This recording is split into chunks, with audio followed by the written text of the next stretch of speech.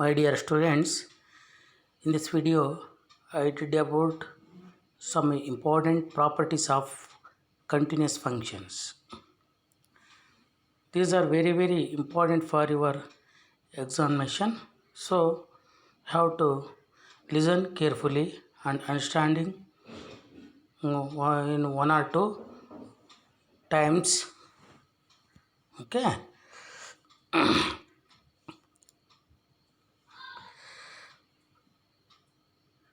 First one is every function defined and continuous and a closed interval is bounded, or it can also be stated as if f is a function continuous and a closed interval a comma b, then there exists a real number caps m such that modulus f of x which is less than or equal to m for all x belongs to the closed interval a comma b. Okay, its proof is we shall prove the theorem by contradiction method. Contradiction method means the given statement is already true statement, so we have to assume the given statement is wrong. Okay, then what happens? You see, supposing the function f of x is not bounded on the closed interval a comma b, so we shall divide the closed interval a comma b into two intervals, that is a comma c and c comma b, where c equal to half of a plus b. Okay, you see, you write a closed interval a comma b, that is I equal to a comma b. Now to divide this interval as a comma c and c comma b at the point c, where c equal to half of a plus b. Since f of x is not bounded in these intervals, that is a comma c and c comma b. Okay, because you see in above we assume the given function is not bounded. That's why when we divide the interval I into two intervals, in that case, in that also the function f of x is not bounded.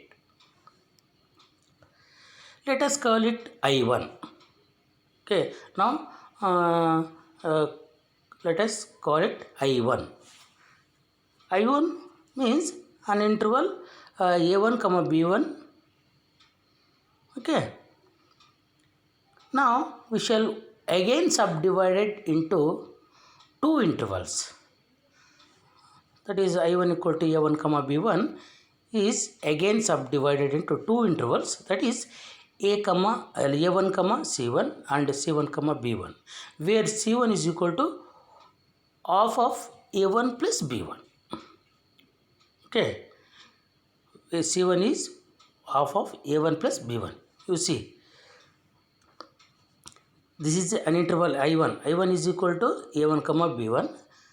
This interval can be divided into two intervals, as that is I1 is as a1 comma c1 and c1 comma b1, where c1 is equal to half of a1 plus b1.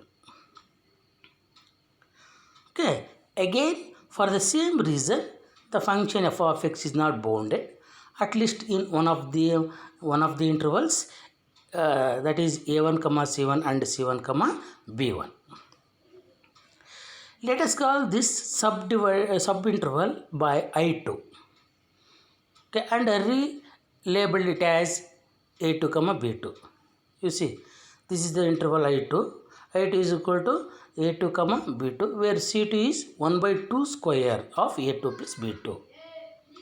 Okay, continuing like this, we can define a sequence of closed intervals.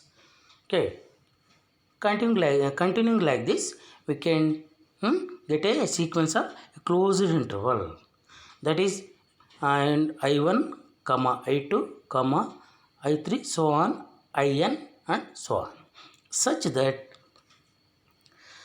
this becomes the interval I1 is contains I2 and I2 contains I3 and I3 contains I4, like this and so on. Okay, you see the below figure shows, see the interval I1 can be divided into I2, again I2 contains I3 and I3 contains I4 and so on. Okay, since A1 which is less than or equal to A2 and A2 is less than or equal to A3 and so on, and B1 is greater than or equal to B2 and B2 is greater than or equal to B3 and so on. Okay, and the second point is the length of interval In is equal to Bn minus An. Okay, how to find the length of the interval? That is, you see, the length of the interval is the end of the interval, that is Bn minus the beginning of the interval An. Okay, so the length of the interval In is equal to Bn minus An is equal to 1 by 2 power n into B minus A, as the length of the intervals will go on decreasing. We have, say, limit n tends to infinity, the length of interval In is equal to limit n tends to infinity 1 by 2 power n into B minus A. Okay, now here we have to apply the limit as n tends to infinity, then it becomes 0. Okay, and the third point is f is unbounded above in each of the interval In. The function f is unbounded above in each of the interval In. Okay, thus there exists a point say x0 such that x0 belongs to the intersection where n is equal to 1 to infinity In. Okay, since the function f of x is continuous and closed interval a comma b, and in particular at the point where x0, and by the definition of continuity, so given the real number epsilon is greater than 0, then there exists a the real number delta is also positive, such that modulus f of x minus f of x0 which is less than epsilon for modulus x minus x0 is less than delta. Again, as limit n tends to infinity, the length of interval In is equal to what? 0. So we can find a positive integer m. In that we can find a positive integer m such that so In is a subset of the open interval x0 plus delta. Okay, where x0 is what? X0 is continuity at a particular x0 and delta means is a smallest real number. Now consider any point x belongs to Im, then so the modulus f of x is equal to, it can be split as modulus f of x minus x0 plus, you see, modulus f of x minus f of x0 plus f of x0. Okay, the modulus f of x can be split as modulus f of x minus, see here f is there, f of x0 plus f of x0. Okay, on simplification we have which is less than or equal to modulus f of x minus f of x0 plus modulus f of x0, which is less than or equal to, so you see in above the first term is what, which is less than or equal to epsilon. Okay, plus modulus f of x naught, or you write f of x naught. Okay, this shows that the function f of x is bounded on Im, but this is contradiction. Okay, this contradicts the fact that f is unbounded. Okay, you see, in above whatever assumption, suppose the given function is not bounded, but here this shows that the function is bounded. Okay, so this contradicts the fact that f is unbounded. Okay, on each interval in. Thus, our assumption is wrong. Hence, the function f of x is bounded on the closed interval a comma b. Okay, hence the proof. Okay, this is the main proof of the given theorem. Okay. You see, next let us discuss another theorem, that is a function which is continuous in a closed interval attains its bounds. Okay, a function which is continuous in a closed interval attains its bounds, or it can also be stated as, if a function f of x is continuous in the closed interval a comma b, then show that it attains its supremum and infimum. Okay, then suppose the given function is continuous in the closed interval a comma b, then in that there exists the function lies in between the supremum and infimum, and in that they exist the least upper bound and greatest lower bound. Okay, you see, first let the function f of x be continuous, be a function continuous in a closed interval a comma b, and it is bounded because we already proof in above theorem, when the function is continuous in the closed interval a comma b, which is bounded. So you write in bracket, it is proved in above. Okay, above theorem. First up, let caps M and small m be its LUB or supremum and GLB or infimum. LUB means least upper bound or supremum, and greatest lower bound or infimum respectively. Okay, we have to show that there are points, that is x1 and x2 belongs to the closed interval a comma b, such that f of x1 is equal to supremum, or LUB caps M, and f of x2 is equal to infimum or greatest lower bound small m. Okay,